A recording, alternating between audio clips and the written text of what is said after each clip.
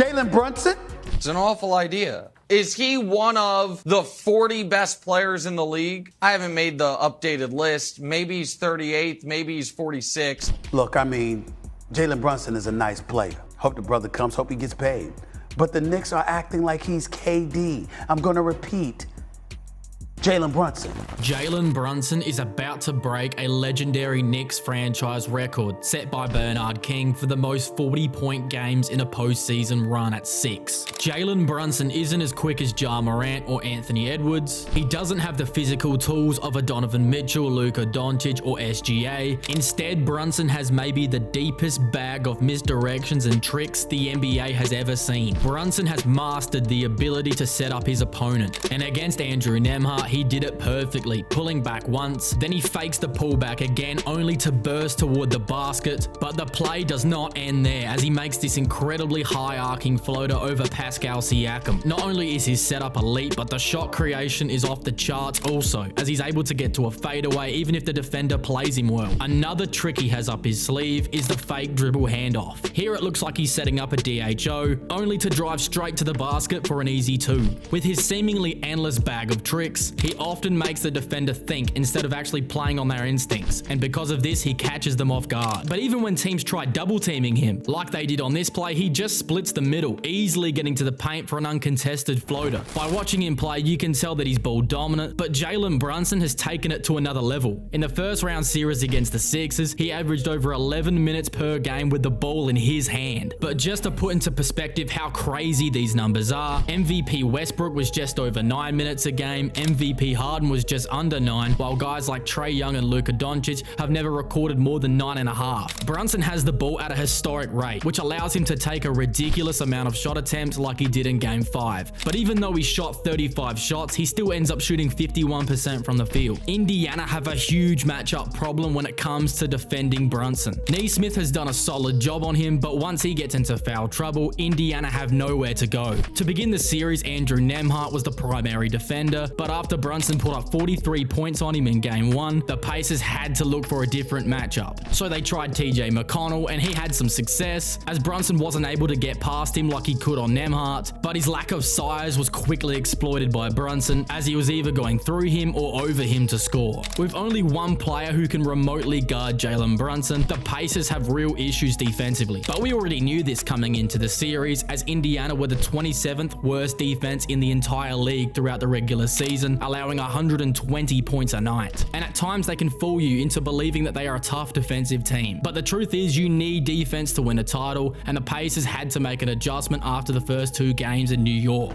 Allowing Josh Hart to get a full head of steam is something you cannot allow when defending this Knicks team. And in games 1 and 2, the Pacers did a terrible job at stopping him. In Game 1, Hart was everywhere as he finished with 24 points, 13 rebounds, 8 assists, 3 steals on 70% shooting. The 8 assists was especially impactful, allowing Brunson to score the ball, and when you consider that Josh Hart is 6'4", grabbing 13 rebounds is astounding. Josh Hart has essentially turned into a Draymond Green without the antics for this Knicks team. Playmaking, rebounding, and playing defense at an elite level. With these outbursts in the first 2 games from Josh Hart, Indiana had to make an adjustment to keep him out of the paint. So the Pacers began showing bodies as soon as he gets the ball, and it did keep him out of the paint, but there were some side effects. It allowed Alec Burks and Deuce McBride to get better looks, and they did not let them go to waste. After not playing for over a month, Alec Burks in the last 3 games has averaged 17 points on 53% shooting, while making 50% of his threes. This has truly been a miracle for the Knicks, likely keeping their season alive. However, he's not the only one with better looks, as Dante DiVincenzo has been cooking over the last 3 games, averaging 29 points, shooting 53% from 3, and even though they lost Game 3, he was sensational, putting up 35 points, making 7 threes on a remarkable 63% from distance. This is exactly the kind of production the Knicks will need going forward without Julius Randle and OG Anunoby. However, it's what they've gotten from the center position that's turned the most heads. Isaiah Hartenstein is going to get paid this offseason as he heads into free agency. In Game 5, he pulled down a ridiculous 17 rebounds, 12 of them being offensive, which tied a franchise record set by Patrick Ewing. Just think about that for a second. Isaiah how Hartenstein just put himself in the same company as Ewing. But not only that, think about the true value of 12 offensive rebounds. That's 12 extra possessions he just gave this team, and with all the injuries the Knicks have, they really need him to continue to rebound at this all-time great level if they're going to contend for a championship. But that's not it. He also has a soft touch around the basket, able to connect on floaters, and although he doesn't space the floor, his rebounding and playmaking more than make up for that, as he not only gives the Knicks more possessions, but he sets them up too. The Knicks will often start their half-court sets with a Hartenstein dribble handoff to free up Brunson or Dante for a driving opportunity or an open three. And so far during the postseason run, he's averaging 3.5 assists per game, which on paper doesn't look that great, but from your big man, trust me, that's valuable. For Indiana though, Dante DiVincenzo may have said it best. We're trying to be tough guys. You know, that's not their identity. And there's nothing more to that. I just don't, you know, I don't agree with trying to walk up on somebody that nobody's gonna fight in the NBA. So take the foul, keep it moving.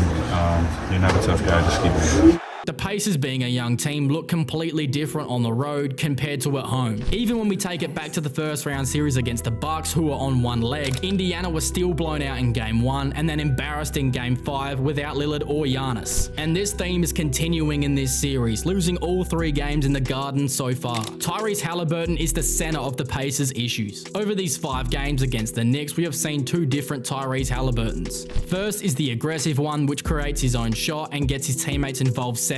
But too often we're seeing the Halliburton who is hesitant to take shots and isn't leading the team like he should. And a perfect example of this is during Game 3 when he put up 35 points on 14 of 26 shooting, but then he followed that up with a Game 5 blowout loss in the Garden where Halliburton only attempted 9 shots. But to make matters even worse for Indiana, when he doesn't shoot the ball, he's not passing it either, as in Game 5 he had 5 assists with 2 turnovers. Halliburton has to prove himself to be a top guard in this league, and if he doesn't, Indiana are going to lose this series.